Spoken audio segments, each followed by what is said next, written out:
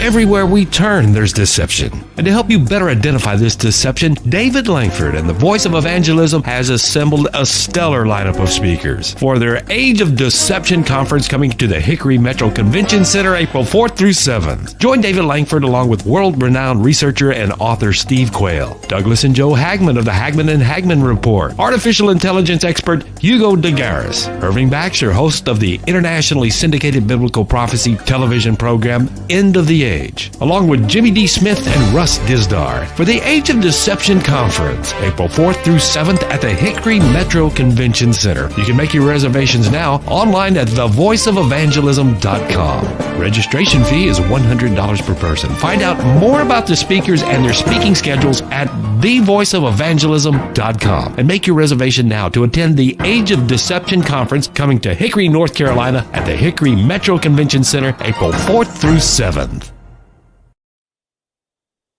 I believe it's going to be for everyone because, one of the things that's happening, there's no breaks in the event as they're unfolding. When you're learning to run, especially race cars and, formula cars and the fast cars, obviously I'm going to use a kind of a cool metaphor.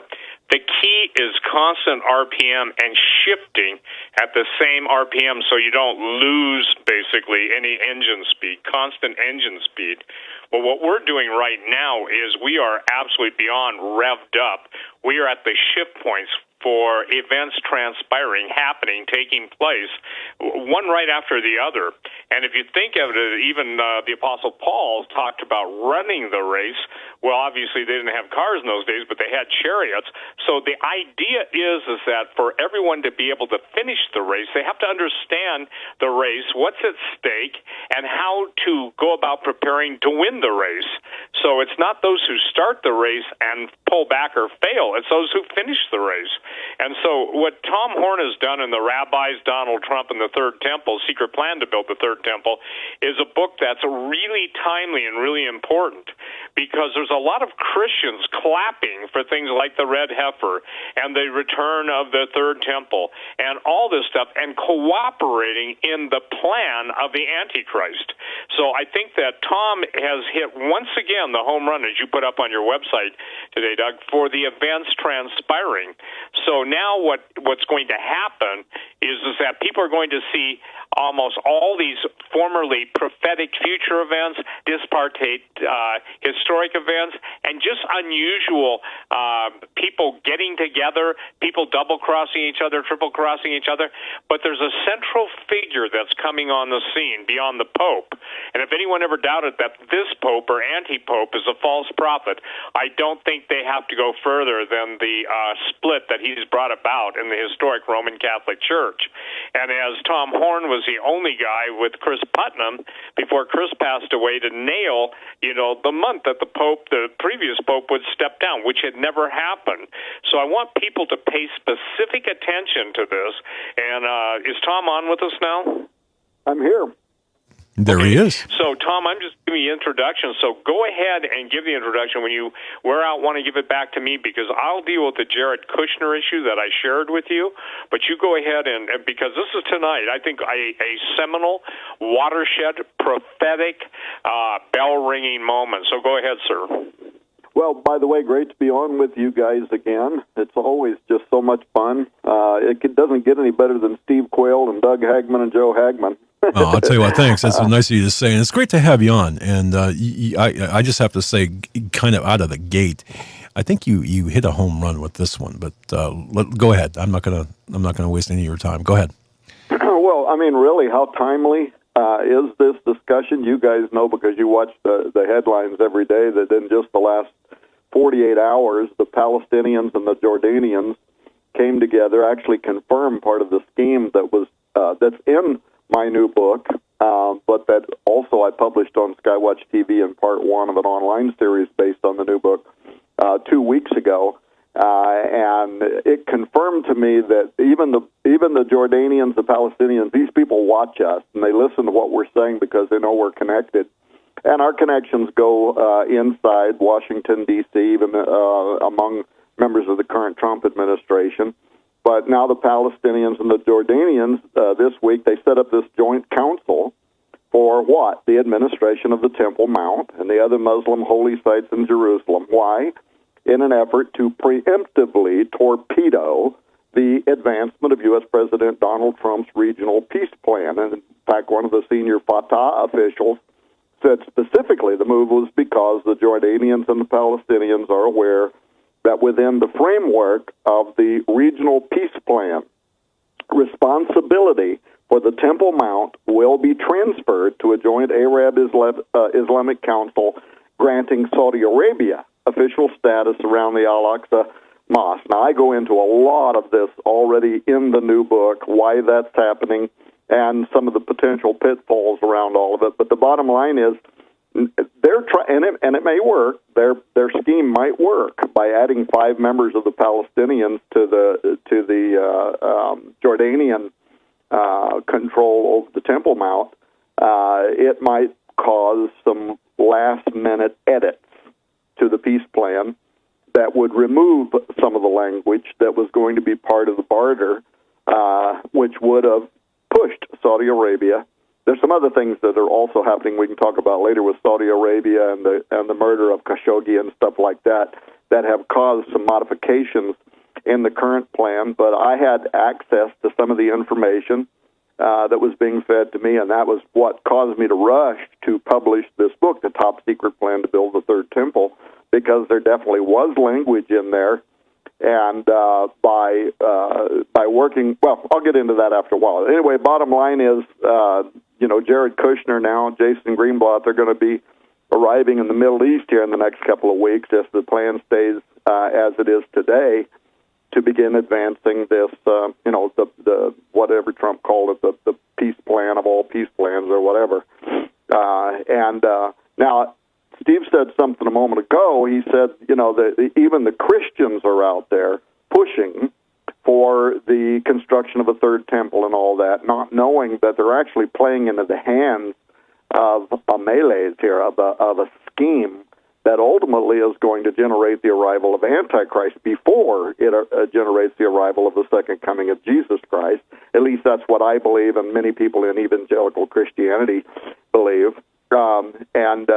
So a second article published just yesterday, actually written by liberals, and they were bemoaning this fact, but the headline is called, "A Christian Group is Building a Movement That Could Destabilize Jerusalem's Most Explosive Holy Site." So if people want to go out and find that article and read it, they're talking about this organization that started a few years ago called Cry for Zion, which is an Israel-based organization, but it's recruiting Christians worldwide in a campaign ultimately to see complete Israeli control where the Al-Aqsa Mosque now stands on the Temple Mount.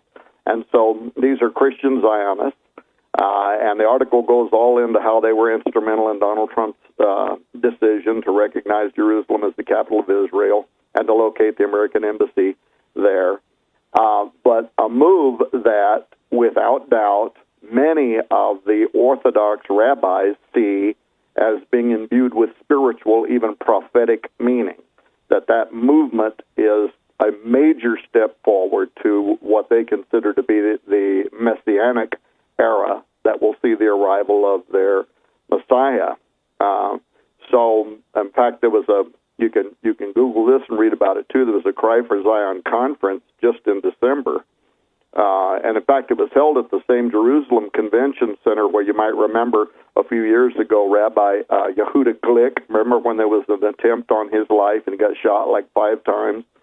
And he got shot because not only is he a member of the Knesset, the Israeli government, but he's an advocate for the building of the third temple. And so, anyway, they held it at the same place, and this Mordecai Perzov, who's a rabbi, the head of the Mikdash Educational Center, and if that sounds familiar to you, it's because that's the same people who minted the Trump coins, the 2 different Trump Cyrus coins, depicting Donald Trump as a Cyrus figure, but on the back depicting the coming of the third temple. And they're selling those coins to raise money towards ultimately the construction of the third temple. Anyway, Mordecai, the head of the Mikdash Ed Center, was speaking there, and I'll just quote this brief quote.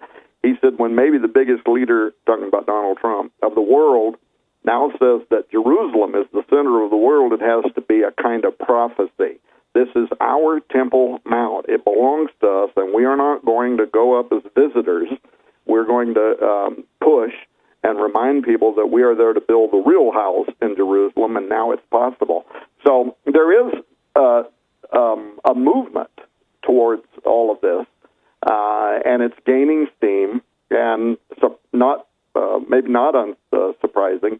It's also gaining steam among many Christians who are also advocates for the construction of a third temple. And behind the scenes, one of the things people will learn when they read this book is that there are those who are among the faith council for Donald Trump, and especially among the Jewish camp, that do really believe that God Almighty put Donald Trump in office as a Cyrus-like figure, ultimately for the purposes of regaining control over the Temple Mount and the construction of a third temple. And that is the reason why some of them are being so vocal about it, including members of the Sanhedrin.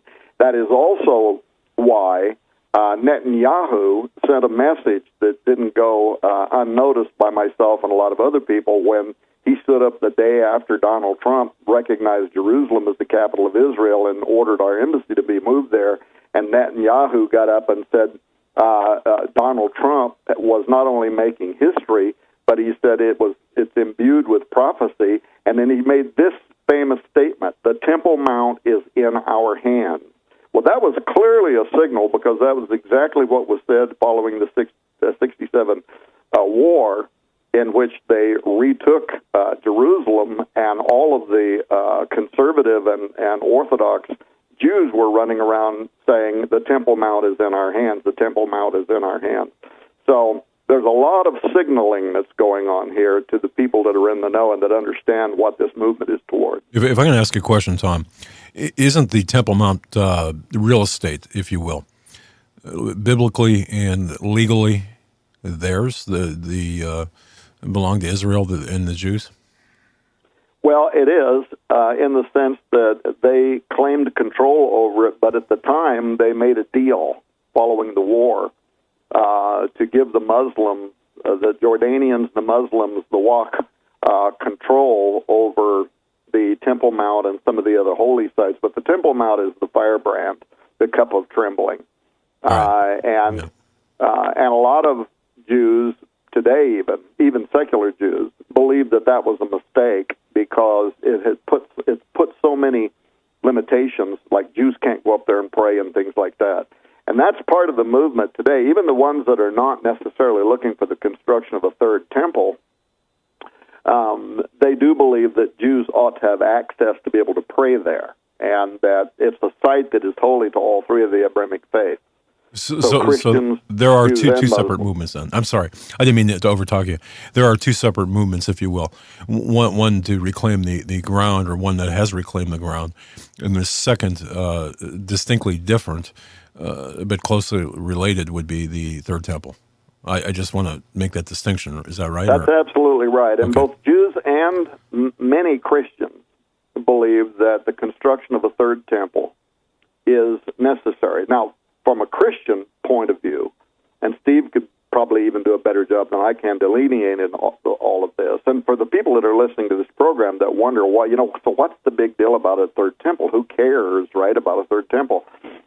It's because out of especially dispensational Christianity, but even just Western evangelical Christianity, we interpret prophecy, like in Daniel 9:27. It refers to the temple when it says that the prince who is to come, that is the Antichrist, will enter it, and he'll stop the sacrifices in the middle of the tribulation. And so it was Jesus in Matthew 24 who describes this abomination of desolation. In fact, he says, when you therefore shall see the abomination of desolation spoken of by Daniel the prophet, standing in the holy place. So the Apostle Paul mentions it when he declares that the man of lawlessness is going to profane the temple by entering it and declaring himself to be God. He said that to the Thessalonians, 2 Thessalonians. So people believe that the third temple, well, some, by the way, also believe it's mentioned a third temple has to be built because Daniel the prophet, the Apostle Paul, Jesus Christ referred to this man of sin desecrating the temple, setting up probably an image of himself and declaring himself to be God, Paul says. So that has to be built, but it first is going to be desolated. It's going to be profaned by the Antichrist before a sanctioned temple. So I talked to a rabbi not long ago, a Messianic rabbi, and he said there will be a third temple, but it's an unsanctioned temple. It's not the one that God wants, and therefore it's going to be profaned by Antichrist. It's going to be Armageddon, second coming of Jesus Christ. Now, in his belief, the real temple is going to descend down from heaven, and a lot of Orthodox Jews believe that too. And it's going to be the one that's going to settle over the Temple Mount in Israel following some catastrophic war that probably wipes out everything that's there. And then it's from there that Jesus Christ will reign for 1,000 years over the earth, seated in Jerusalem. So there's different ideas. It'll either be built by people or it's going to come down from God out of heaven, and both Jews and Christians kind of go back and forth over those ideas. But again, it is the cup of trembling. Jerusalem is the center of prophecy. And Tom Horn comes from the point of view that a third temple is going to be built and that it's going to give rise to the Antichrist. I think that's the critical issue, Doug and Joe, and good evening, everyone. Because here is I would call it, Tom. There's two thoughts on this. First of all, Jesus said this statement. He said, "I came, and you received me not. Another will come, claiming to be the Messiah, and he you will receive." And so, this has been something that's really been, I'll use a bakery's term, I don't know how to bake a cake, but frosting my cake.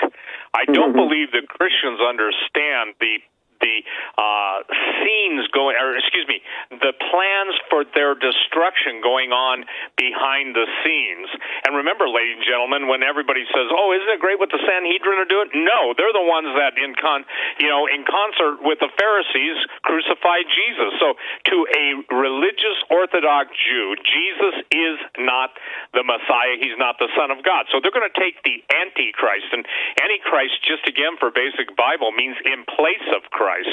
And Tom, I shared something with Tom, and I'm going to share it with everybody right now. The other night, I don't know, maybe a week ago, this thing was really bothering me just because so many Christians seems to be quiet about our brethren slaughter worldwide, yet embracing their coming slaughter. God promised that he was going to dwell in us by the Holy Spirit. So our bodies are the temple of the Holy Ghost. So that's what I call an internalist. And so it's always the people that want external pomp and splendor and some form of what I would call religiosity that usually contribute to their own demise. I don't have the time to go into that, but I want to quote Isaiah 55:7-9. "Let the wicked forsake his way, and the unrighteous man his thoughts, and let him return unto the Lord, and he will have mercy upon him, and to our God, for he will abundantly pardon." And here's the part that God really, I can't tell you how this resonated in my spirit, like cymbals, two of them on my head. "For my thoughts are not your thoughts, neither are your ways my ways, saith the Lord. For as the heavens are higher than the earth, so are my ways higher than your ways, and my thoughts than your thoughts." And instantly I felt the understanding that God gave. And listen, this is really critical, because what Tom is talking about, ladies and gentlemen, is the acceleration of Bible prophecy. It doesn't matter if you're looking at it from the Palestinians' viewpoint, the Muslims' viewpoint, the Jews' viewpoint, but it really matters from the Christian viewpoint, because all of Jerusalem and the entire, if you will, antiquities and everything in this 1948 forward Israel is basically controlled by international elitists. It's just like, where are all the books of Enoch? There were 360 volumes of them, and we only got partial to 3 of them. So all of the real antiquities, from the bones of the giants to other Dead Sea Scrolls, validating the scriptures, actual findings, that absolutely testify to Jesus, they want that stuff covered up. And so what I was telling Tom the other night, I just heard this in my spirit. Now look, here everyone has to take this to the Lord in prayer. I felt the Lord said, Steve, it was during the days of Jared. Now, Jared in the Old Testament lived to be 962 years old, okay? And Jared was the father of Enoch, the biblical Enoch that walked with God and was not, and God took him. But what was interesting, here's what dropped into my spirit. I'd never thought of this in my life, so all I can say is that, something's going on here. That Jared was the patriarch, second oldest man in the Old Testament, when the fallen angels fell on Mount Hermon. And that's in the book of Enoch, chapter 6, and it's also in Jubilees referred to. Now, what's important is that Enoch was the seventh from Adam. And so what we're seeing here is some unusual things. We've got the seventh from Adam, and I believe Enoch is one of the two witnesses, and this has everything to do with what we're talking about, that Jared Kushner, the man of peace behind the scenes, is absolutely the prime candidate, I believe, for the AC, the Antichrist. Because, listen, here's why. The spirit, in my opinion, the Bible talks specifically about the spirit of Antichrist, the literal devil entering into him, just like he did Judas Iscariot. But what's even more important, Jared Kushner's address is 666 Fifth Avenue. And if you understand the history of the Tishman building, that's what it was called originally, and then the Bronfmans and the whole, if you will, menagerie of different players in trying to fund the 1.4, I think it is, $1 billion purchase price of that piece of real estate. If you take New York, and I do, as the commercial center of commercial Babylon, then what you've got is you've got someone whose name links with the time of the fallen angels, and it's my position, Tom, I know you know this, that the earthly kings, so many of them are fallen angels, if you will, in human drag. That's the only way I know how to say it. And the thing that is really critical is that it's imperative that people understand that there's a lot in a name, because the name Jared, and that's what's interesting, means descent or descendant. So the parallels, why did God speak Isaiah 55, 7 through 9? Because he was telling me, Steve, you're not going to be able to figure it out.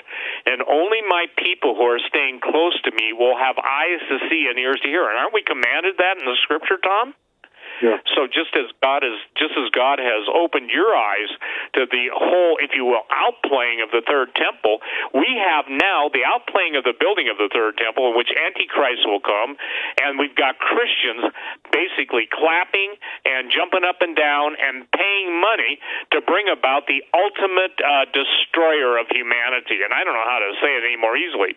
Yesterday on the Daily Mail, there was a story about Ivanka Trump addressing someone, and interestingly enough, she had a red Kabbalah-style thread bracelet. And if you don't understand, Kabbalah is basically, it's Jewish mysticism. Some people call it Jewish witchcraft. So, and that's listen to this, that's to protect the person wearing it from the evil eye. And the first person that did that openly and really made a big deal about it was Madonna. Now that's interesting that we've got the, if you will, within the present, we've got the president who's doing everything that he believes is right to do for Israel, the Cyrus coins, all of those events, but, as his physical descendant is married to what could turn out to be one of the most, villainous men in the world. That is my opinion. And I think if people will pray about it, he comes on the scene. But look at, he's been behind the scenes, the fight over his security clearance. There's so much going on behind the scenes that I think it's really difficult, Doug and Joe, for people to get a grasp on this. But here it is in a nutshell. I'm going to turn right back to Tom. We've got the temple being built. We've got all the events lining up. We've got everything shifting in gears at Redline, and that means you're just shifting from one to another. You don't ever want to lose.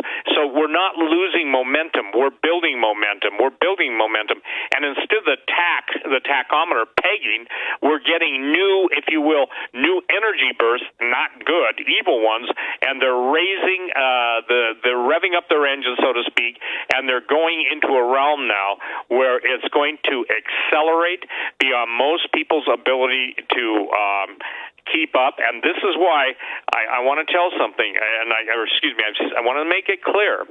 Those of you who are, quote, getting involved in this, jumping up and down, sending money, listening to the standard evangelical, this is a fulfillment of prophecy. It's the Antichrist, the in place of the Lord Jesus Christ that's coming. And that in itself, Tom, will provide the basis, as you know, your book, Blood on the Altar, which, by the way, everybody who's listening to this broadcast, if there's ever a book that has been more timely, even though it was years ago that Tom first printed it, it's Blood on the Altar. You must get that. Go ahead, Tom. That just gives the Jared Kushner unusual, coordinated arrival on the scene at the same time. And by the way, he's hooked up with all the billionaires who are the ones that basically control the Middle East. Well, that's what I was going to say. When people get my new book on the Third Temple, they'll read in there how Jared has been central to the secret negotiations with Saudi Arabia and his friendship with the Crown Prince. So they will read all about that he's been playing this central role. Look, it hasn't been, you brought this up, me and Chris Putnam predicted the resignation of Pope Benedict XVI a year in advance. But it hasn't been since that time, when we wrote Petrus Romanus, that I had such a powerful gut feeling that things are unfolding right now. And I don't believe in New Age stuff, premonitions, none of that kind of stuff. But there is something here that sometimes, the Lord speaks once, yea, twice. The Holy Spirit will reveal things to you. Jesus said, there is something that is coming, and this time it's much bigger than the prophecy of the Pope. In fact, it's earth-shattering. I think it's going to accomplish nothing less than literally altering the course of history. And I'll make several points about that as we talk tonight. But at the end of the day, it's going to unfold and set in motion arrival of Antichrist and Armageddon, followed by the second coming of Jesus Christ. That's what I personally believe. That's why it's so much bigger than what Chris Putnam and I did, with all respect, on the prophecy of the Pope. This book, by the way, took over a year of research, and I had to make several visits to Washington, D.C., to meet with some people there that are, I can't name their names. That doesn't even make any difference, because it's not going to change the facts anyway. But it's not because Tom Horn is so smart and such a great investigator that he figured out some of this stuff. The reason that I was ahead of even the Jordanians in stating that behind the scenes there was a movement that was going to push through this peace plan to give control over the Temple Mount and other holy sites to Saudi Arabia is because I was told by an authority on the inside of the Trump administration that was part of the peace plan. Now, it might change now, or they might, tweak some of the language or whatever, or maybe not. Maybe that will be part of the negotiations. Initially, if I'm to understand this correctly, and I apologize, and by the way, Joe's out sick tonight, as we all have been really sick the last couple of days. But am I understand then what you just said with respect to the Saudi role in this? I mean, there's a pretty heavy Saudi role in this. A significant, really, really strong Saudi role in this. Yeah, let me lead up to that. Okay. Let me lay a couple of foundational thoughts, and then I'll get to that. Okay. What's happening right now, and by the way, there's different ways this could play out that might not even necessitate the building of a third temple on the Temple Mount, but that still may allow for the Orthodox Jews to begin the services to create a holy place that could be defiled. I'll explain this in just a second. I know that sounds confusing, but just bear with me for a minute. So, Third Temple in Jerusalem. The move towards that has been happening. It's been part of the peace plan negotiations, though you're not going to hear Donald Trump, not yet. When the time's right, I think he will.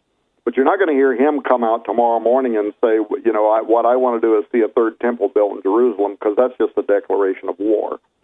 But the idea was it would never happen with Jordanian control. And now the Jordanians have the Palestinians, because, this whole the whole peace plan is all about the Palestinians making claim to certain parts of Israel, including Jerusalem and whatever, and they're not going to accept any kind of a peace deal unless they get what they want. So you had to wrestle from the Jordanians control over the Temple Mount in order to give the Orthodox Jews what they want, and really to play Donald Trump. Behind the scenes, Donald Trump is being told, well, it's not all just behind the scenes. The rabbis are being spoken about this across Israel, including members of the Sanhedrin and whatever. But he's being told behind the scenes that God put him in this position and that his role is messianic, not that he is the Messiah, but that he was put into this position to give rise to the Jewish Messianic era, which is also going to include the building of a third temple. Donald Trump's been told this. He's not an idiot. He sees the coins with him and Cyrus and the third temple on it. He's totally aware of what's happening. That is the reason why he handed over to his son-in-law, Jared. And by the way, Steve, I had never thought of that until you brought it up, the significance of his name as it's connected to the book of Enoch, the days of Jared. But that's why he handed it over to his Orthodox Jewish son-in-law to handle these negotiations, because Jared is working with the sensitivities of the Orthodox Jews behind the scenes, but then also the political realities of how do you wrestle from the Jordanians control, the control over these sites that are sensitive. But if you understand this phrase, to speak in sato, it means to say things that mean something beneath the surface to those that are in the know and understand.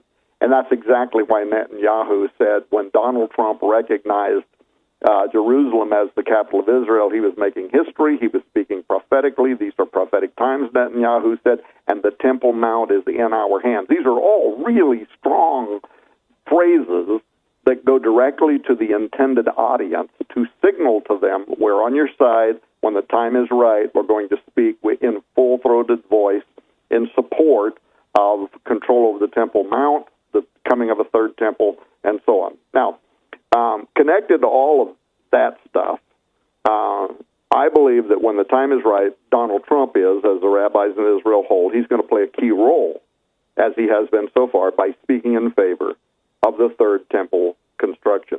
And when that happens, I'm telling you, it's going to ignite the single most important and prophetic event in our lifetime. Now, unfortunately, as Steve has pointed out, for those who at first are finding all this great joy in the temple's construction, that exuberance is going to be short-lived, and it's going to cave to terror.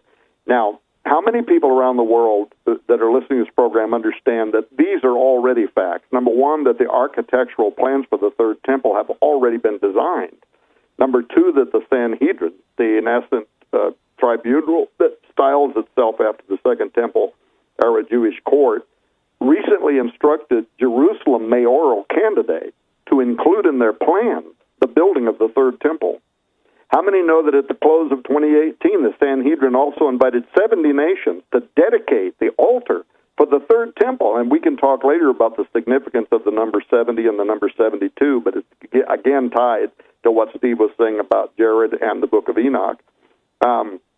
Evangelical Christians and Jews gathering in Jerusalem at the close of 2018 for this huge interfaith conference. This was only a couple of months ago. And what was the point of it? Go and Google this and read. It was aimed at joining efforts to build the third temple and for the inaugurating of the Messianic era. I mean, seriously, Christian friend, how could you be more confused? The Messiah has already came. That era was already launched 2,000 plus years ago, right? Anyway, Freemasons, I don't spend a lot of time on this in the book, but Freemasons in the U.S. and Israel have been planning for decades to build a third temple. I talk a little bit about that.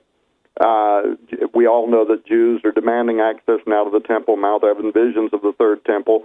Steve said a moment ago, September, a newborn red heifer certified by a board of rabbis as fulfilling all the biblical requirements for temple service. And the red heifer is important because this would be used in the purification of the priest for service in the third temple. Anyway, all of this stuff, but Saudi Arabia, to get back to your question, Saudi Arabia, Jewish religious leaders, and Donald Trump have been, with Jared, have been negotiating behind the scenes to transfer control of Israel's holy sites, including the Temple Mount, to the Saudis as part of this peace covenant that will result in, among other things, the building of a third temple. And by the way, there's even some Muslims, a couple of Muslim scholars, that have written in favor of the building of the third Jewish temple. So that's kind of rare. Anyway, so those are some of the revelations that I cover in the book. And I go into the history of the temple movement, what's been happening in Israel, the building of the devices and whatever that's going to be used. But I want to tell you, I'm not sure exactly what I can tell you, but I spent yesterday, hang on. Sorry, I spent yesterday, Monday of this week, in a behind doors meeting that included Jim Barfield, the guy that's been leading up the Copper Scroll project, but 4 other people in that meeting, where we had to sign a non-disclosure agreement. And for people that don't know Jim Barfield, he's a former criminal investigator out of Oklahoma that some in Israel, both in the government, in the Knesset, but also in the Antiquities Department, believe has deciphered the enigmatic 2,000-year-old scroll known as the Copper Scroll, the Dead Sea Copper Scroll, which, if Jim is right, is in essence a treasure map pointing to the hiding place of the lost temple artifacts, as well as the location of the Ark of the Covenant and the Tabernacle of Moses, the table of shewbread, and the altar of incense, and so on. Now, the political restrictions of that region have made excavating the places that Jim point to difficult, to say the least. But this is connected to these behind-the-scenes negotiations. And all of that could change very soon.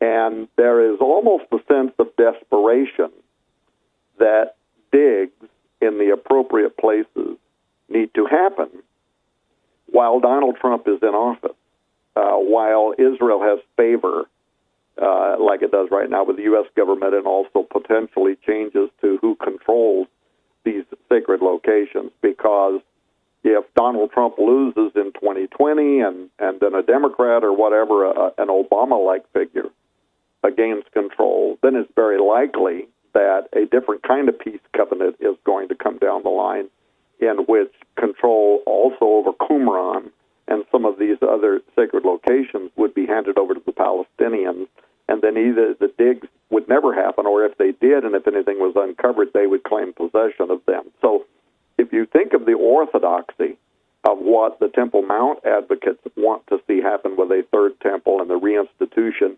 of the sacrifices of animals and all of that, if you think of what they're hoping to be able to see, and you think of the people that are in Donald Trump's ear behind the scenes, including the Orthodox Jewish base of his son-in-law Jared, the people that are influencing him, many of whom support the idea of the building of a third temple and the launching of the Messianic era,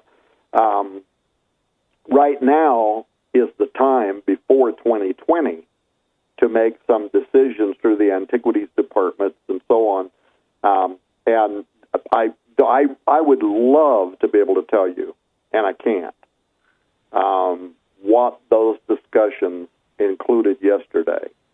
But just know that it represents dozens of people that are part of both this government, I'm talking about at the congressional level, and dozens of people that are involved in the Jewish government that are looking at this question right now. I know that sounds almost too much to believe, but it's absolutely a fact. Now, for people that don't know, the Copper Scroll, this was discovered in the 1950s. It's unlike the other Dead Sea Scrolls, all the other Dead Sea Scrolls written on papyrus and so on. The Copper Scroll was inscribed by 4 different writers, they believe, onto a long sheet of copper. I can't remember how long it was, 12 feet or 14 feet or whatever. And when they found it, it was broken in half. But the other difference between the Copper Scroll and the other Dead Sea Scrolls is the Dead Sea Scrolls, as we understand them, they're the ones that contain all the biblical works, including the Book of Enoch. While the Copper Scroll is a list of like 64 or 5 locations where treasure appears to be hidden, including large amounts of gold and silver, probably from King Solomon's treasures or the temple treasury, as well as maybe money that had been accumulated from the Bar revolt against the Romans after the destruction of the Second Temple. But in any case, Barfield set out years ago to discover the truth of the Copper Scroll. And this actually happened after he met Vendell Jones. Remember him, Steve? Oh, absolutely. As a matter of fact, I think I interviewed him years ago. Yeah, so you had Vendell Jones, who was just this Texas preacher that turned amateur archaeologist, but he spent like 30 years of his life studying the Copper Scroll, and him and Barfield met each other, became friends. Vendell died. Barfield went on. Barfield's an award-winning investigator. He was an arson investigator, so all of his techniques, he won the Oklahoma Arson Investigator of the Year. He also won a National Investigator of the Year award. So all the stuff that he was trained to understand how to do, so getting fingerprints and matching up points on fingerprints, that kind of thing. And then he was also a combat helicopter pilot in the U.S. Army, so he had to learn all this stuff about triangulation and all that. So you can kind of see how his brain works with some of the techniques around fingerprint identification, that kind of thing, how he's looking at these different images and matching them up to the Copper Scroll text, but then also triangulation and that kind of thing. Anyway, my acquaintance, Rabbi Adam Berkowitz at Breaking Israel News, he wrote recently about how Barfield had met with the Israeli Antiquities Authority, the director over there, Shuka or something like that, Dorfman,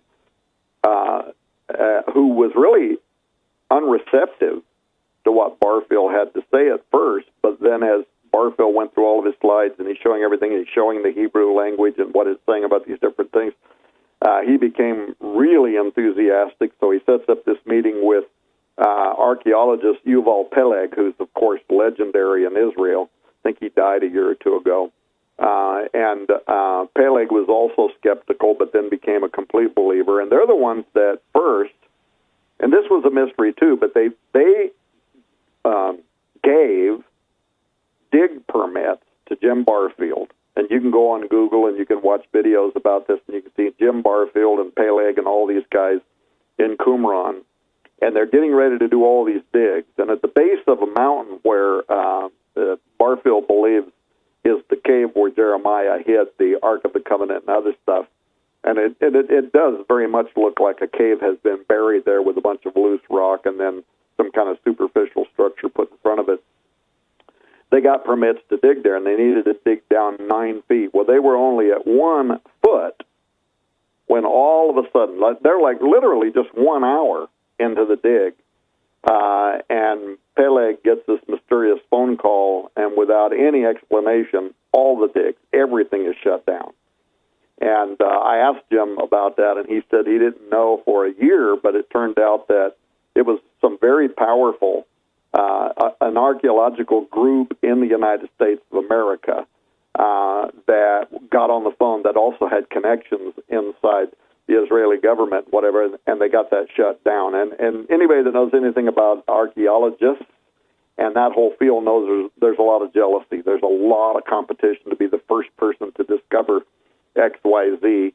So anyway, it got shut down. Now, Barfield's findings, though, about this burial cave, part of it, why it was interesting to me, is it conforms to the description, Steve, in the book of 2 Maccabees, where the prophet Jeremiah in Maccabees 2, with the assistance of several people, he hides the holy objects of the temple to protect them from the Babylonians, seals the cave carefully, and records the locations on a copper tablet. That's what it says in the book of 2 Maccabees. And don't forget, that's also where our late friend David Flam said that the Ark of the Covenant and other treasures were hidden in that area near Mount Nebo in Qumran. In 2 Maccabees, I'm looking at it right now, it says Jeremiah came and found a cave dwelling, and he brought there the tent. Now that's important. That's the tabernacle of Moses, the portable temple. The tent and the ark and the altar of incense. Then he sealed up the entrance.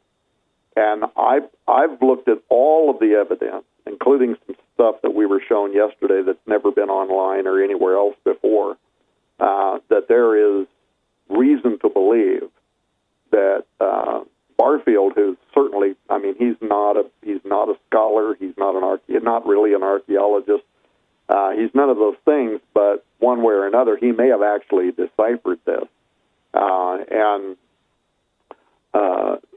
Now, a formal request to scan the area was turned down, but it happened anyway, using a metal detector. And I'm not sure what I can say about this or not say about this, but a member of the Knesset helped Barfield, and they went there anyway, and basically the guards turned their back. And they took this very powerful, one of the most powerful metal detectors in the world, can scan down to 50 feet deep, and what's more important is it discerns the difference between metals. And I saw all of the newest slides yesterday, and it appears that literally the Fort Knox of Israel is in this area, as all these readings are talking about gold and silver. And I don't mean small amounts.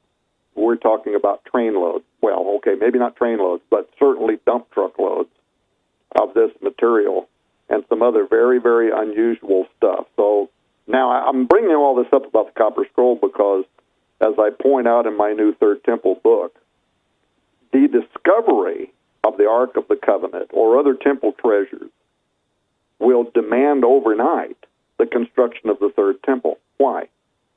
Well, because none of the Abrahamic faiths, not Orthodox Judaism, not Muslim, not Christianity, would tolerate the idea of the Ark of the Covenant or any of those structures being placed in a museum somewhere for gawkers.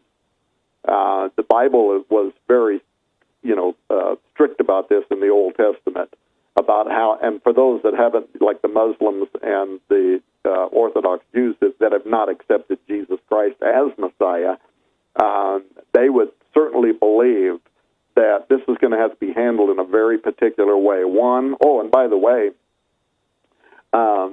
Jeremiah also buried there the ephod of the high priest. So the vest that the high priest would wear with the and thummim and the jewels would also be there. And what would have to happen, this is, by the way, how do I know all this? Because this is actually what's being talked about. Behind the scenes, this is the discussion that is part of what is going on right now.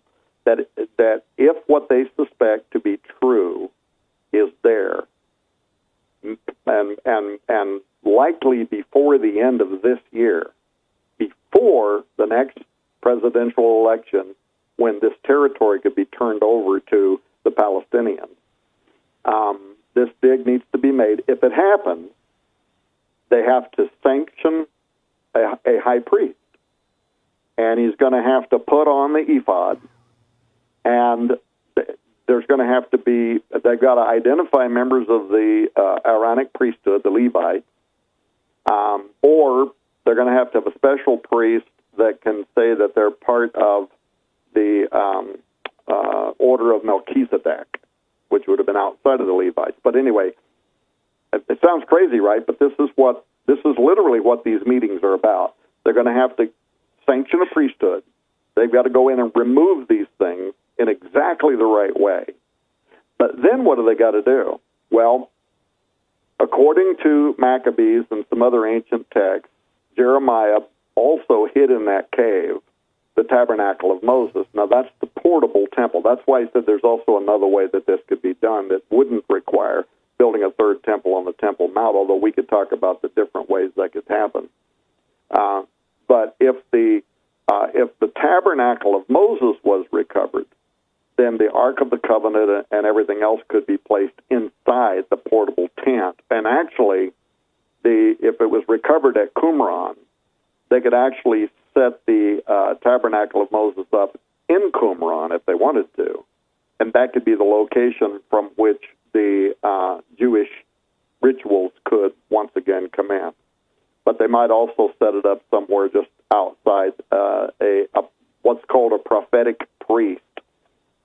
Could be sanctioned to say that they could set it up right next to the Temple Mount in Israel. Anyway, a lot of stuff like that.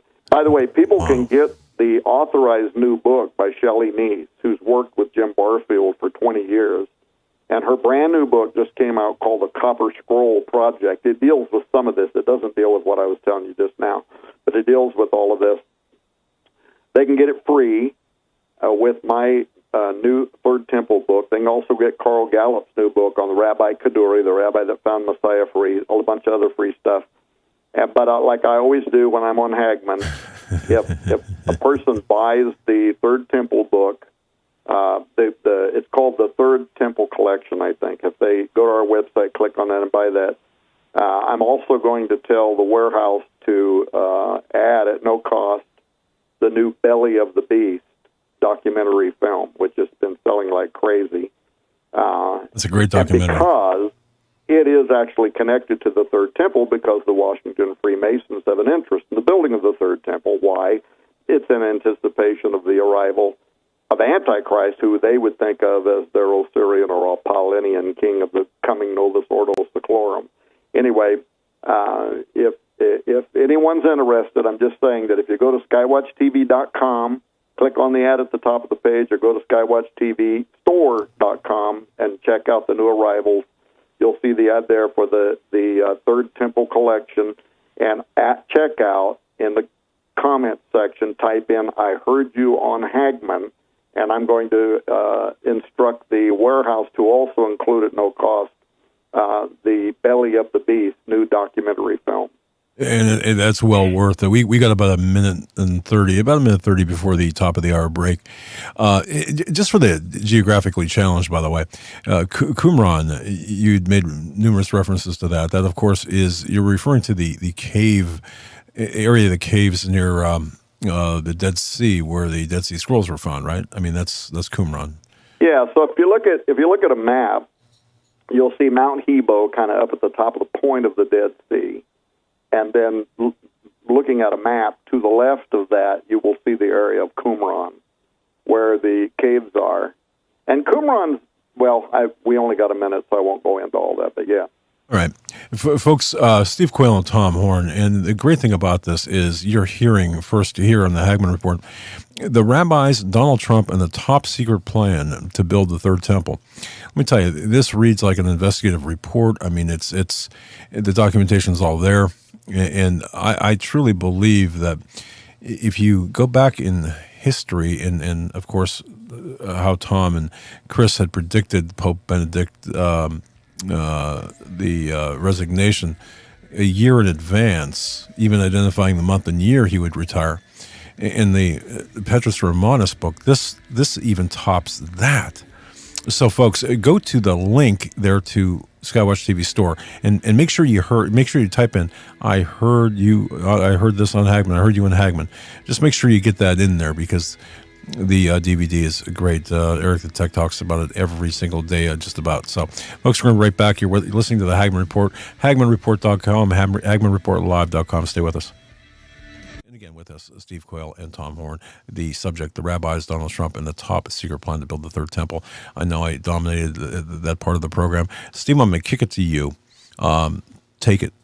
Well, one of the things I think is really critical, and Tom, you kind of built the case for what we know, that there is a group of very powerful, very wealthy, and I would even say this, preternatural or people that are not, or were once humans, that control all the antiquities coming out of the Middle East. Now, what's interesting about the Copper Scroll, when I've talked to different people who have found them in areas where the giants were known to have existed, there's all kinds of evidence that they did write on copper. Also, what's puzzling to me is, if you remember the Syriac, the Armenian New Testament written around the 5th, 6th century, the point is they talk about Adam and Eve and the conflict of Satan. And in that, they talk about a place called the Cave of Treasures, where all the treasures of the patriarchs were buried, along with the bones of Adam and Eve, etc. I want to propose something, that if we are talking about the control of the antiquities, and I don't know how God hid, it doesn't say in the Word of God hid Moses' body, but it doesn't say he hid Adam and Eve's. I can't even imagine what the power brokers would like to claim. And are you familiar with Adam and Eve and Satan? It's basically pseudepigraphal. But what's important is we're talking about caves of treasures, and therein lies the link. And I just put up a link on my website, ladies and gentlemen, because 12 times in the book of Revelation it talks about the dragon manifesting in the end times. And there's a story that came out of Iceland with an amazing photograph. I don't know if you've seen it yet, Tom, but it's a green dragon in the sky that leaves nothing to the imagination. It's definitely a dragon. So if the book of Revelation is talking in 12 different areas about the time of the dragon, I think it's really important that people understand that we've got all of these hidden things that have been hidden until the time that, in essence, all of the treasures that Tom and you're talking about, you're delineating, there had to be the context of time, and this is it. That's why I believe, Doug, this is a watershed event, and the content now that everything that has come together, and I'm a believer that they will erect the tabernacle of Moses because, quite candidly, it has more history and more, it can be facilitated, I guess, probably I forget what the Old Testament said, but I think it can be put up within a day if they're doing it the right way according to the instructions that God gave them. So, Tom, are you familiar with the story of Adam and Eve in the Cave of Treasures? This has everything to do with the Copper Scrolls. Only the Cave of Treasures part of it, and that there are numerous pseudepigraphal works that seem to echo what is in 2nd Maccabees, and also the findings that I was learning about yesterday involving Qumran. In fact, I heard there was some points made yesterday that I have never heard in scholarship anywhere before, but a connection between Qumran and actually the priestly order of Melchizedek, and evidence that when Jesus went away and went into training and then came back, and his parents are looking for him saying, "Where have you been and what are you doing? Didn't you know I should be about my father's business?" There's some evidence to suggest that he was actually in Qumran, because remember, it says that he was made a priest forever after the order of Melchizedek. So that even though his bloodline is majestically preserved in the Gospel to show that he's got this Davidic lineage, it's quite possible that he wouldn't have needed it anyway, because he was the priesthood not after the Levite. And so literally at the end of, and this was a long meeting, by the way, this was about 5 hours. It included film, it included 4 other authorities. I had to sign a non-disclosure. Well, everybody in the meeting did. And Jim Barfield happened to be one of the people there. Well, here's the deal, too. The technology now of GPR, ground-penetrating radar, they have aerial drones that, I'll just say this, that we were fortunate enough to find the newest technology that we're using in Peru, That's all I dare say. But the differentiation, the delineation, the ability to discern between copper, gold, and silver, that's been tweaked to such a point that it's the feat has been accomplished.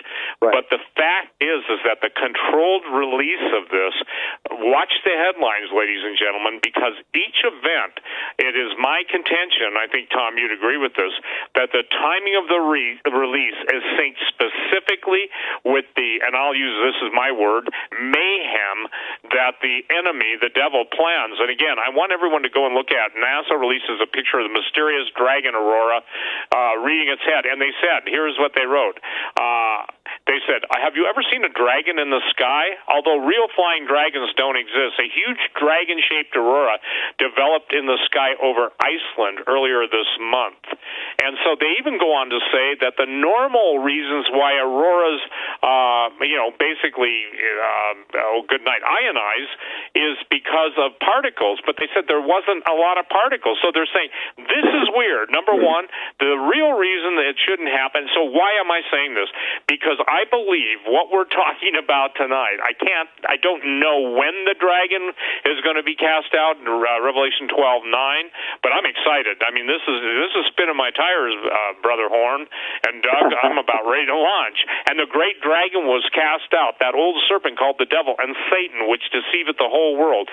He was cast out into the earth, and his angels were cast out with him 12 times in the book of Revelation, and that's the only place the word dragon appears, and then 22 times it appears in the Old Testament. So it's interesting that 12 times, and that Revelation chapter 12 and 13, 16 and 20 makes such a big deal about it. So, Tom, I would say this. Based on the meeting you had, based on the book you've written, based on the warning to the Christians, I pray that the Christians will start to say, you know what? It's within the heart of a king to search out a matter, and that they need to understand that we are at the precipice of, monumental events, and the second coming of the Lord Jesus Christ after a whole lot of terrible stuff's happening. But what we're talking about is the greatest, in my opinion, the greatest prophetic unearthings in all of the New Testament and all of the end times. Would you agree with that? Yeah. Well, that's why I said that I've not had this feeling since when Chris Putnam and I wrote Petrus Romana. And a whole, because I spoke at your conference. By the way, we should talk about your conference too.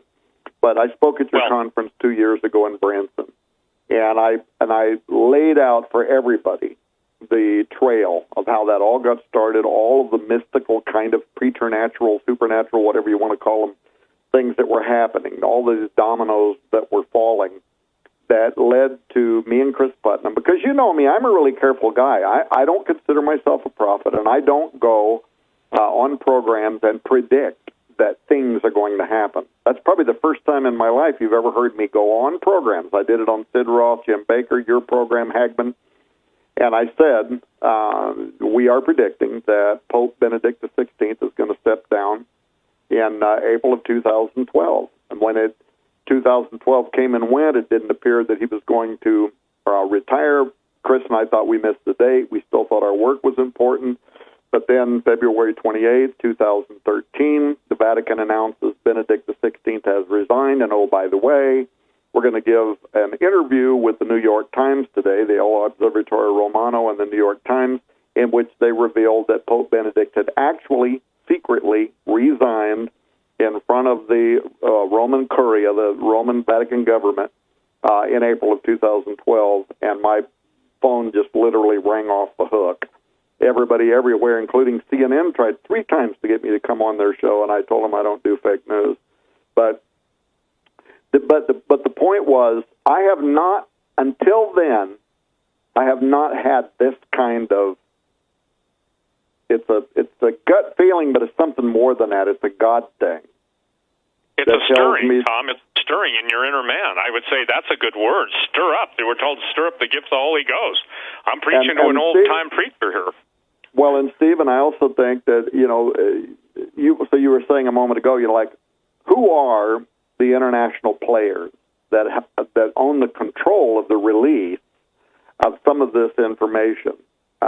Some of them call themselves Christians, others are occultists, others are mystics, whatever, Kabbalists. But they're very powerful people that are operating behind the scenes, and they're connected at the highest level of politics, too. So we're talking about international oil trade, things like that mean gazillions of dollars to the people that are in the right place to take advantage of it. And they see everybody else, all of us common people, as just pawns in the game. But so you were asking about that. But the Bible, so it's interesting because the Scripture, when it's talking about the end times, it does talk about the political machinations of the Antichrist. It also talks about the spiritual machinations of the false prophet. But then, accompanying all of that, it talks about signs in the heavens. And you're talking about this aurora or whatever with the dragon. There was an article a couple of days ago, and it was on Daily Mail. What have scientists spotted in Earth's upper atmosphere with unexplained explosions of light and cloud-free skies? Did you see that? Yes, I did. I posted it. And it's something very odd. They don't know what it is. They've actually recorded the images with a telescope, and they don't know what it is. They say it's a new physical phenomena that we don't even know what the physical nature of it is. But if you read the article over on Daily Mail, it very much sounds like, Steve, like Stargate activity or angelic activity, the gates of heaven, something very weird going on in the heavens. But the Bible talked about when all this stuff is happening, leading up to the abomination of desolation that Paul and Jesus and Daniel predicted for the third temple, all this other stuff would be happening too. So if people want to believe it's a coincidence, of course, that's their right. But for somebody like myself, for us, watchmen, people who are watching the end times, that, our dear old brother David Flynn, he loved to quote, who was the physicist, that talked about how in the end times that this body of enlightened individuals would rise up. Oh, Sir Isaac Newton. That God would raise up men that are given an understanding amongst much clamor and uproar. Boy, does that sound like email. Now, let me tell you, I can't tell you, as you know, I have a few connections in Washington. Most people know Lieutenant Colonel Robert McGinnis from the Pentagon because I'm his publisher, so they know that we have that connection. But this was not him. He's aware of all this, but this was not him. And so when you say, who are the power brokers that are going to control the flow of disclosure? Well, definitely, Donald Trump is part of it by virtue of his office.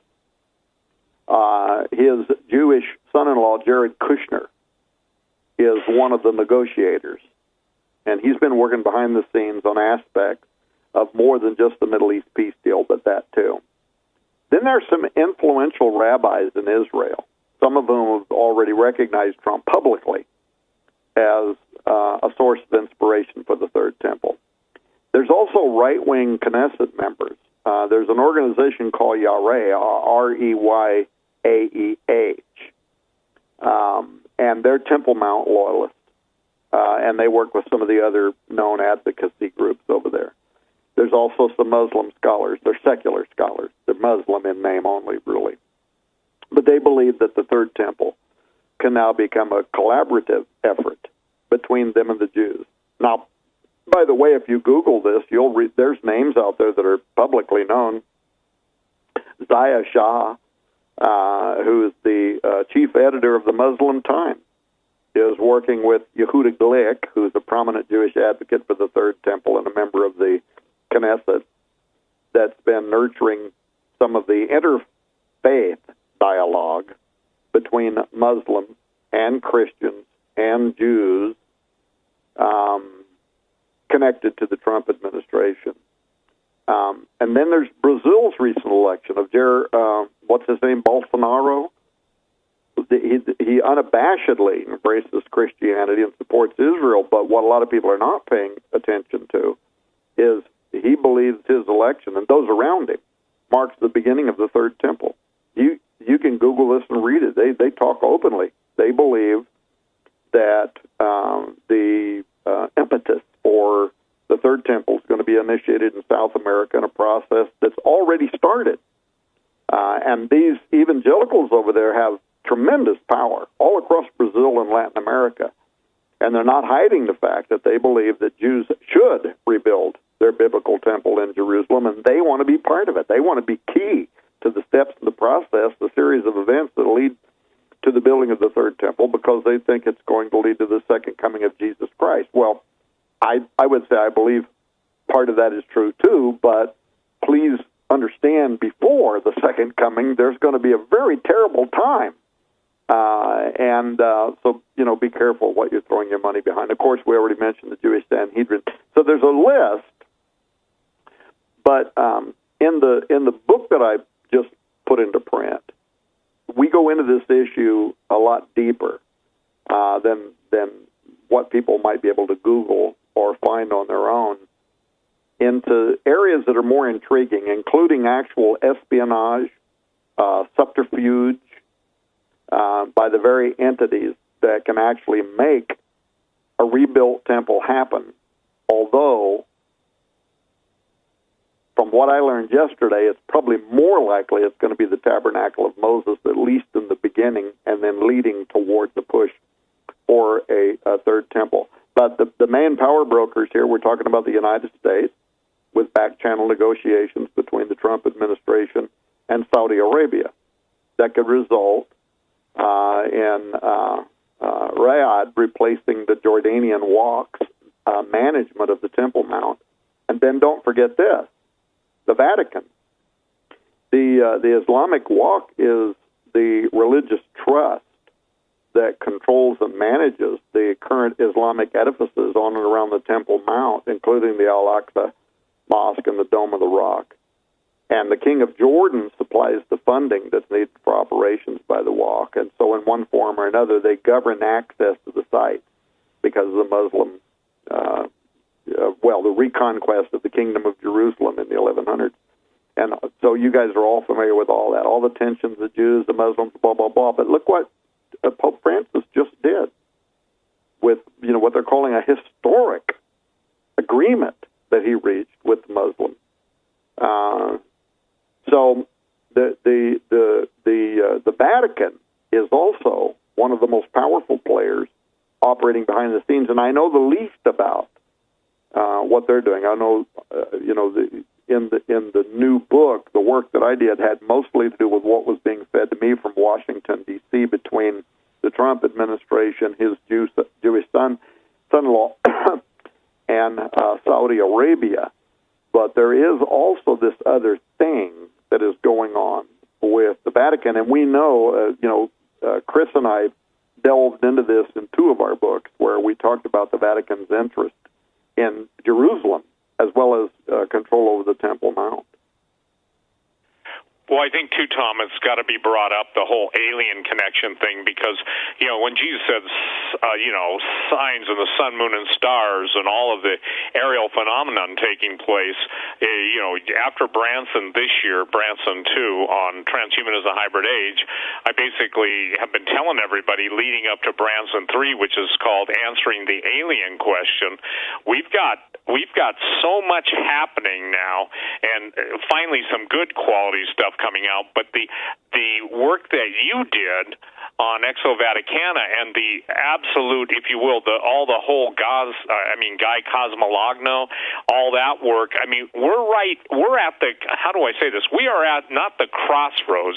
We're at the railroad round table with all the different tracks now all coming into the center, forming a nexus. And I think it's important that people understand this, because can you imagine seriously, they've already had, I think Barry Kamish was talking about the flying saucers in Jerusalem and even the ones landing.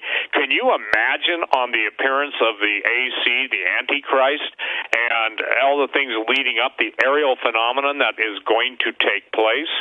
I think it's going to be so mind-blowing that most people won't be able to even embrace it. That's what the purpose of Branson is this year, and we're about, I think, close to being half sold out. Wow. And please, ladies and gentlemen, in September, that's a long ways away, and people have asked us, and the reason we opened it up so early was so people get the best travel arrangements possible. But I'm telling you, this year we've got some really important UFO researchers, Michael Schratt, on all the advanced flying machines. And by the way, they were present in 4000 BC India, known as Vimanas, and all the stuff that was even pre-Adamic. So we have a convergence. So when the book of Revelation says, "Woe unto you, inhabitants of the earth," for the devil, having great wrath, knows his time is short. I don't think people see. Here's what I'm really frustrated with. Maybe you can help me. And it's not take 2 aspirin, go to bed, and wake up in the morning.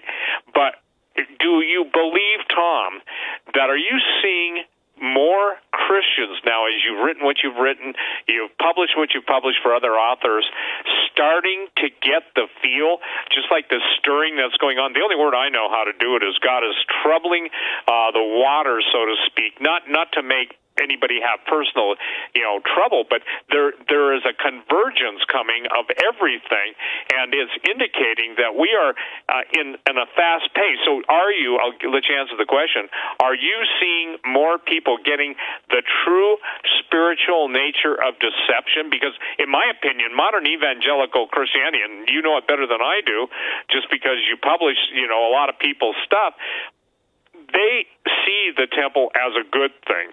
They don't understand and don't believe the tribulation is going to be here. The majority of evangelicals think they're out of here. That's not the discussion. But are you seeing any kind of, I would say, accelerating awareness?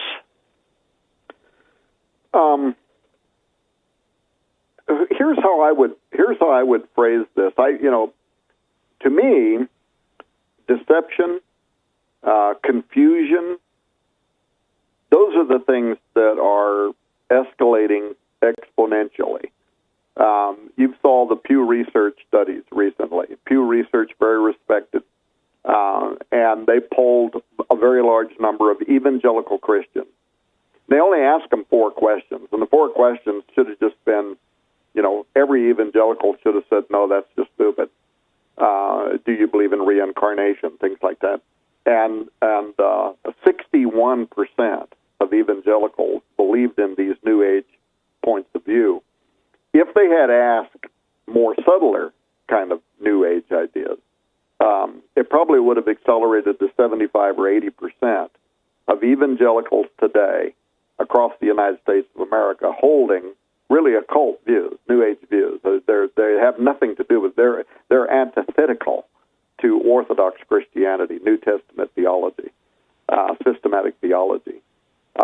And so they are very, Steve, evangelical Christians today are very caught up in this idea of the ancient astronaut theories and some of this other stuff that you're going to be addressing at your conference in Branson. Now, I don't want to get lost in this, but our conference in Branson, the Skywatch TV conference that happens at a different time of the year and it's much smaller than yours, is sold out. There was a little bit of confusion because some people thought that your conference was sold out, which it isn't. It's going to sell out, but it isn't yet. And people need to hurry and get their registration if they're going to be part of your conference, because what you're dealing with couldn't be timelier. In fact, I'm really happy that you picked the subject matter of dealing with, what is the real answer to the aliens question or the ancient astronaut question? Because I had a guy email me this morning, and he was at a conference, and Guy Consolmagno, the head of the Vatican Observatory Research Group today, was there. And as you know, a few years back when Chris Putnam and I went up to Mount Graham, I contacted Brother Consolmagno, and he agreed to do 5 different interviews with me, and we interviewed him. And I have the email, by the way, exchanges for those interviews to this day. They're still in my inbox. But when we wrote our book, because some of the stuff that he said was so out there that I decided that I was not going to quote anything from the emails. I was only going to quote his own book, Intelligent Life in the Universe, which by itself is extraordinary. So anyway, somebody that had read the book that Chris Putnam and I wrote, Exo Vaticana, was at it was at a college, and it was a lecture by Brother Guy Consolmagno here just last week. And the guy put him on the spot. So there was a Q&A, I guess, at the end of his presentation, and he said, hey, I read a book by a guy named Tom Horn and Chris Putnam on Exo Vaticana, and they quote you in their book. Is it true that you said XYZ? And he said, guy stood up, got all nervous. He said, no, that Tom Horn, he's a liar. He just wants to sell his book for $400. I never said any of those things. So he emailed me to ask me, what the skinny on it was. I said, well, unfortunately for Guy, we didn't quote one part of any private exchange we had with him. The only things we quoted are in his book, and we provide the PDF of his book free to anybody that asked for it. So he's got nowhere to go. He said these things. He believes them. And the point is, Vatican authorities are contending that extraterrestrials actually express the glory of God better than we humans do, even leading mankind to venerate them as gods. It's a theme now that's being written into their some of their doctrine that has to go through a process. Well, it's papers that have to go through a process of being accepted as doctrine. And we've done whole shows on that. We don't need to do more of it. But the point is, we have entered into a moment of time, Steve, in my opinion, where deception is astonishing. When you and me were young preachers in the Assemblies of God, you wouldn't have found 1% of evangelical Christians that would have believed in things like reincarnation and your astral soul projection and all. It's completely unhinged now. It's completely out of the box. Well, I think, too, what's going to be different about this Branson, and it's really important, we've got Michael Schratt coming, and he's a military aerospace historian. There's so much argument over, for instance, top-secret Q magic clearance, which really exists, and there's a lot of people that get nervous, but there's an ultra-black world in this, and Michael Schratt is basically going to be talking about advanced technology and reverse engineer. We have a secret guest who I'll be announcing next week, and you know who it is, Tom, whose family was uniquely tied to the aerospace industry, and he was involved watching his uncle and his father and others, in the reverse engineering program, and literally was followed while he was flying for 1 hour with a UFO, and he's one of the most credentialed Bible researchers in the world. How's that for bait? But the point I'm glad you got him to agree. Yep. And I think that what's important is that people have got to understand, after Branson transitioned to day, I basically made a statement that the word normal would never be used again. It wouldn't be seen. There will be nothing normal from September 15th on. Wow. Bam. Look what's happening. So, ladies and gentlemen, if you want to register, and I'd suggest if you want to go there, you do register, gen6.com, GENSIX.com. Click on more info, and it'll take you where you can register. And one of the things that is really critical, Tom, is that I guess I hate the word because it almost sounds almost new agey, but the convergence of from heaven, from hell. When you and I first started talking about the gates of hell opening, and it was obviously you that brought that up on a show we did with Doug Hagman, Doug, 15 years ago? I was thinking about that earlier. At least 15 years ago. It was quite a while ago. Yeah, probably. Yeah. But anyway, the point that I'm trying to make on that is now the gates of hell are opening. It doesn't matter if you're just seeing dragon apparitions. You're seeing the 21 UFOs and then the NASA killing the feed, the live International Space Station feed. You've got all these events happening. Now they're worldwide. So there are countries that aren't so in love with the United States that are actually having all of this stuff becoming more and more prevalent and available. And by the way, I'm on record as stating this, and I still stand by it. The great quakes that are coming, and coupled with the great volcanoes, are going to unleash some of the most hidden and some of the most mysterious civilizations the world's ever known, whether it's Antarctica's ice sheet breaking up, solar flare that melts the ice, raises freezes the ocean. But things are happening, and they can't keep it under wraps, so they have to take control of the narrative again. And Mike, and this is something else I wish Christians would understand. The New World Order demands a World War III. You cannot have a man of peace coming on the scene without World War III. And that's why, against all common sense, against even willing, hey, it's not a bad thing for Russia to talk to, the Trump administration, try and keep treaties in place and everything, but there's an unseen hand there. And in order, and I believe it's the devil, I believe the devil literally rules through his fallen angel, personifications in human form, and I believe that that's the only way you can even account for the supernatural evil that is present in the world, and it's all building to this explosion point. Go ahead. Well, so, people, as you're talking about this, it makes me think about this theory that you postulated. And man, see, this is back when you and I were doing shortwave radio programs. So this is 25 years ago or something like that. But the idea that aliens were going to play some kind of a role I don't even really like using the term a rapture concept or whatever, but the disappearance of people from the face of the earth. And yet, Antichrist, so we're talking about the third temple, but we're also talking about alien technology. And most people would not immediately recognize that there's a connection between the two. That if all of a sudden you have this Superman-like figure who descends from heaven, he would certainly, put muscle behind the idea of the building of a third temple, but he would also be the Antichrist, and he would also be accepted by all of these New Age-leaning evangelical Christians now as the second coming of their Christ, of their Messiah. A great deception. You know what I'm saying? Oh, yeah. Oh, absolutely. That's the whole point, Tom, I guess, tonight, why it's so important. And, Doug, this is why it's critical, and thank you for letting Tom and I come on. Jesus said, if it were possible, even the elect would be deceived. And the overwhelming fear and trepidation and world situation, they're going to beg for this entity.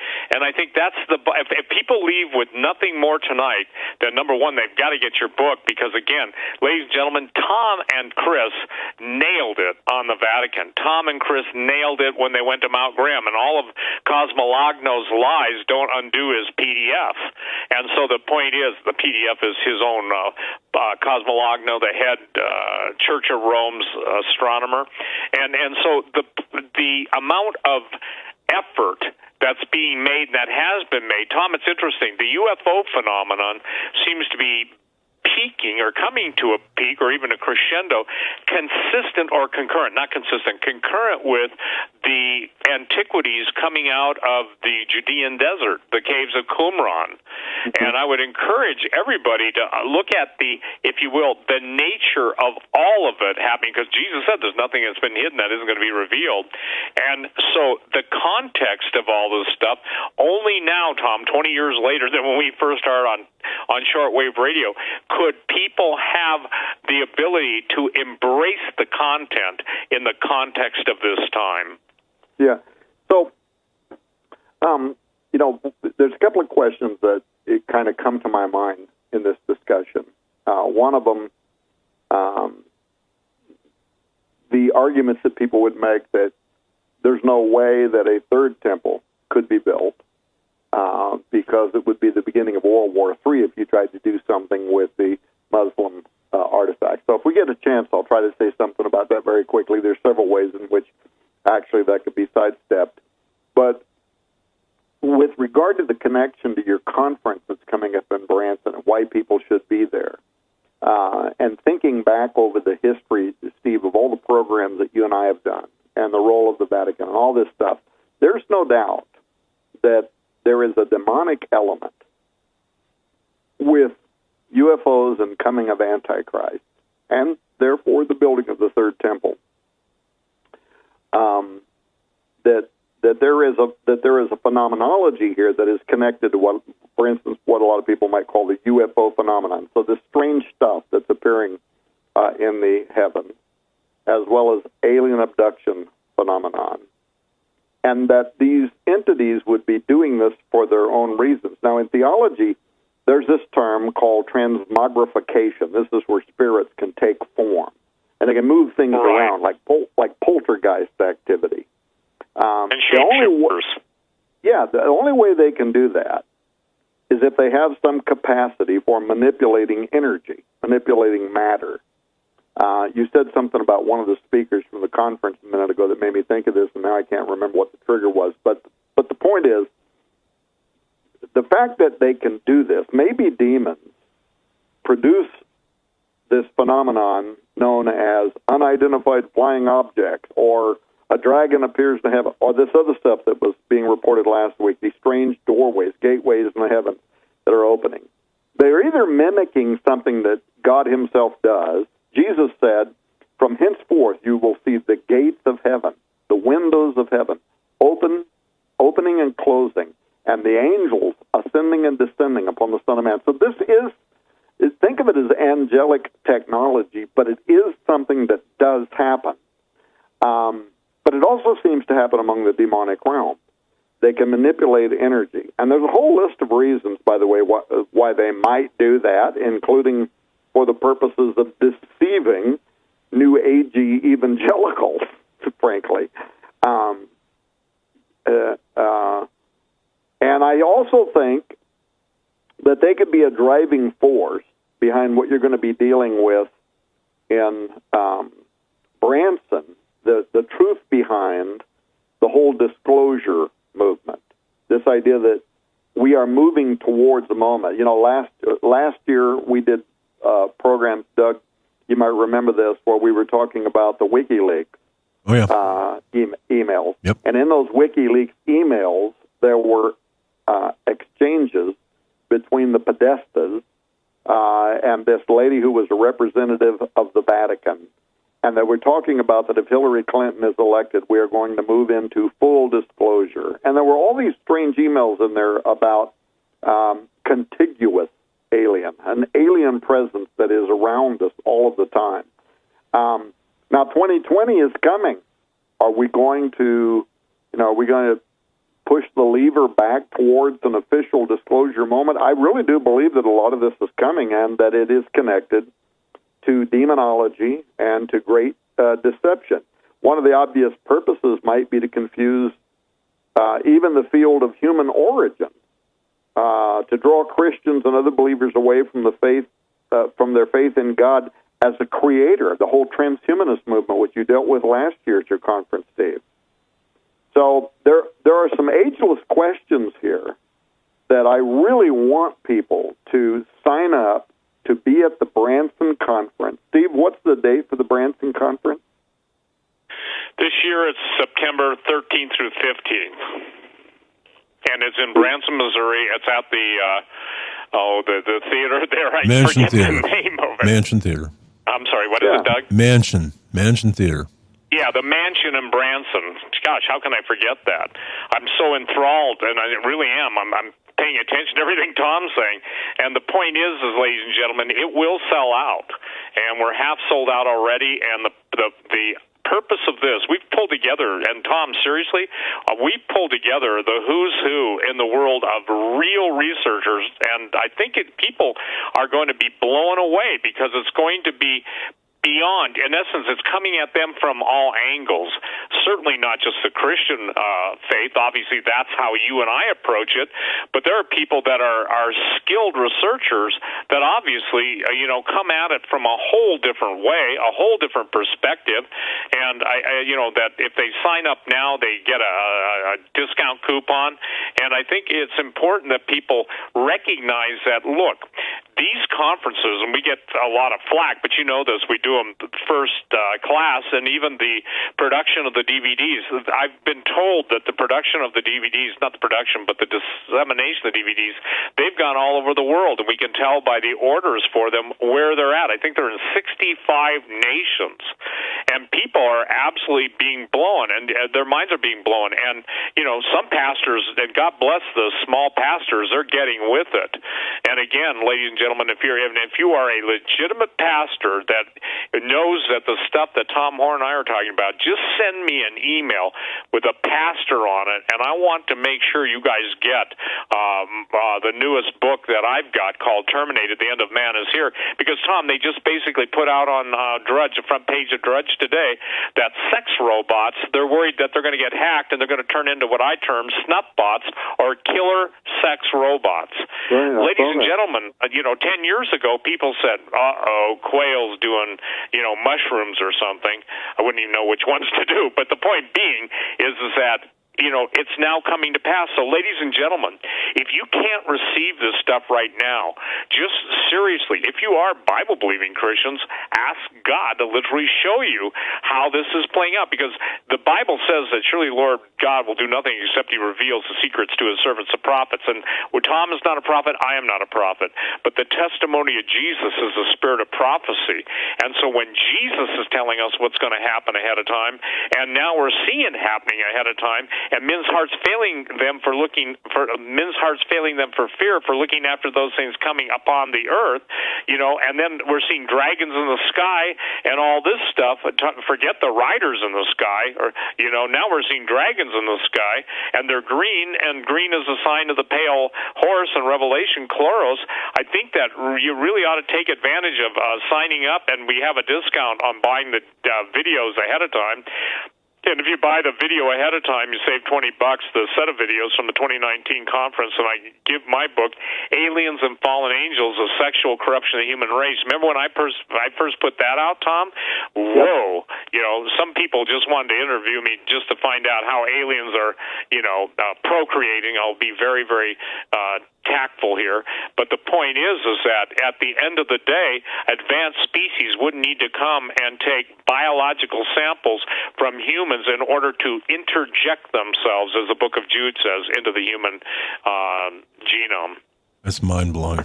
Yeah, so two things. If people want to be able to get information, even be able to interact with the experts, they need to sign up for the Branson Conference, your Branson Conference in September. You can repeat the date when that is happening.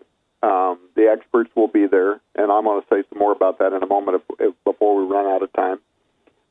The earlier part of this program, we started out talking about the coming third temple, and at first it wouldn't seem that the third temple is connected in any way with a so-called alien phenomenology, but in fact it is, because when the Antichrist comes, he's very connected to strange signs in the heavens and wonders and all of the prophecies I'll hopefully get a chance to mention here in a moment. So if people want to get the new book, The Rabbis, Donald Trump, and the Top Secret Plan, we have not even scratched the surface on the meaty part of this research, and we probably won't have time to tonight. But get the book, and if you do, we're going to give you the Copper Scroll Project book free, which is very important. Carl Gallup's new book, Rabbi Kaduri, free. Some other free stuff, I forget what all it is. I think it's a set of the best of from the Oklahoma City conference from last year. Yep. But anyway, we're giving all that away free, but don't forget, if you go to skywatchtv.com or skywatchtvstore.com and you buy the Third Temple collection, I think that's what they're calling it. Yes, the coming Third Temple. The coming Third Temple collection. And by the way, folks, I highly recommend this. This package, you can't beat it with a stick. And the book itself is worth the price, the $30 donation. Go ahead, sir. $30 donation. So you're going to wind up with all these books and all this other stuff. But when you check out, type in "I heard you on Hagmann," and I'm going to have them actually include it's a brand new movie. It just came out last month, Belly of the Beast. It's probably one of the best things we've ever produced. And I'm going to have them include that to you free because we always do that for Hagmann listeners. Two other things, though. So do that. If you're interested, go to skywatchtv.com or go to skywatchtvstore.com. Click on the ad there. Say, "I heard you on Hagmann." You'll get all the free stuff. But, folks, also please remember to do something for the Hagmann. Doug didn't know I was going to say anything like this, but they everything they do to bring truth, and sometimes at significant opposition from the controllers. And I appreciate Doug and Joe Hagmann so much, everything they do to bring you the truth. If you can do something in terms of a donation towards this program, please remember to do that. And then the other thing is make sure that you sign up. Steve's conferences have sold out. Steve started these conferences 3 years ago in Branson. They've sold out every year. The Mansion Theater is a beautiful venue. It holds 3,000 people, if that tells you the strength of Steve's draw. It will sell out again this year. They have really great security, so you don't got to be worried about that. And they always have the top speakers. And this year, they're really dealing with what I would consider to be the ageless question, Steve. Where did we come from? Because that's what I saw in the most recent Pew Research statistics showing how much evangelical Christians are being drawn into the occult and into the New Age. They're really asking, where did we come from? And behind that question is, did aliens come here? Because if people believe that UFO knots, advanced extraterrestrials, were scurrying about in spaceships 6,000 years ago, and that those creatures visited Earth in ancient days, the ancient astronauts theory, right? And they tinkered with hominid DNA, apes or whatever, and they uplifted them to our current status and created Homo sapiens. If people believe that, and it appears today that a majority of religiously minded people do think there's something to that, then that obliterates portions of Judeo-Christianity, the view concerning biblical creation. In other words, people are led to believe that we're nothing more than an alien zoology program, and that is a significant problem on 1,000 different kind of levels. Secondly, there's eschatological issues, end times issues, a great deception. It says in the New Testament that the appearance of the Antichrist is going to be accompanied, Luke 21:11, going to be accompanied by, quote, fearful sight and great signs from heaven, end quote. You have the book of 2 Thessalonians saying that when the Antichrist is revealed, he's going to be accompanied by lying wonders, 2 Thessalonians 2:9. So what are these lying wonders?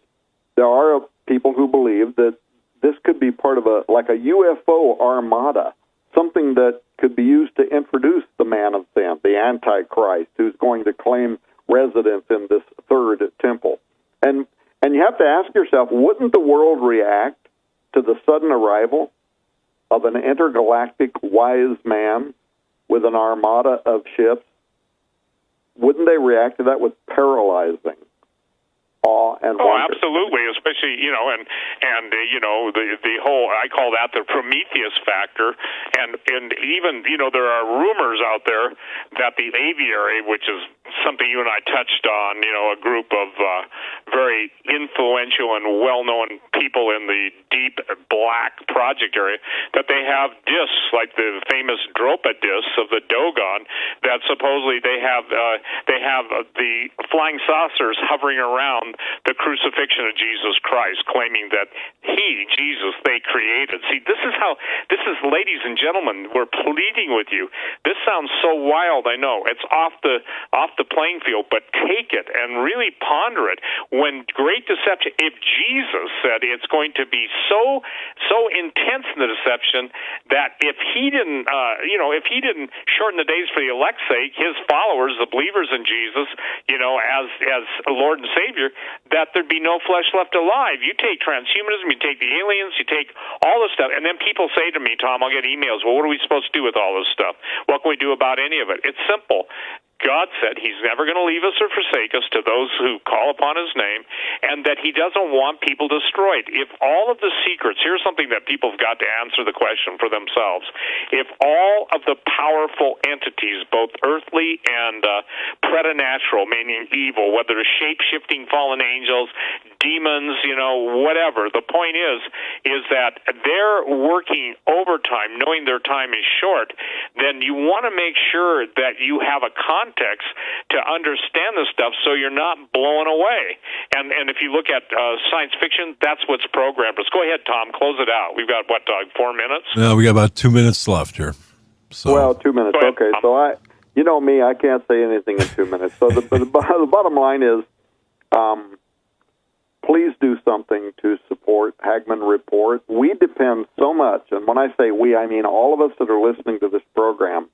We depend so much on the dissemination of truth, of facts, of solid investigation. Look, I know Donald Trump might be the most inarticulate human that's ever lived. Okay, you're going to get mad at me for having said that. But he is right when he talks about fake news and all the rest of it. There is an effort to control the spin of information. And there are very few lighthouses right now on whom we can depend to give us the real truth and nothing but the truth, so help them God. And the Hagmann Report is one of the very few right now on whom we can depend. Please, if you can, help keep this newscaster on the air because we depend on them. Make sure you sign up for the Branson Conference, September 13th through the 15th, I think Steve said. September 13th through the 15th, right? Yes, sir. Yep. Branson, Missouri. In Branson, Missouri, because the truth is there's great deception is coming. And it's going to be part of how the demonic world is going to use it to paralyze humanity, to stop all the social structures as we know them. I mean, who's going to be going to the bank and drawing out some money and going to Walmart shopping for presents if all of a sudden you've got a mile-wide UFO hovering over the White House? It's literally going to stop all of the economies of the world. And if those figures say there needs to be a third temple, there's going to be a third temple. So, look, we barely scratched the surface of this discussion tonight. I hope you get the book, The Coming Third Temple, and the free movie and all that. I hope you sign up for the Branson Conference. I hope you support Hagmann because there is no guarantee that tomorrow any one of us, Skywatch TV, Steve Quayle, or the Hagmann Report will be here.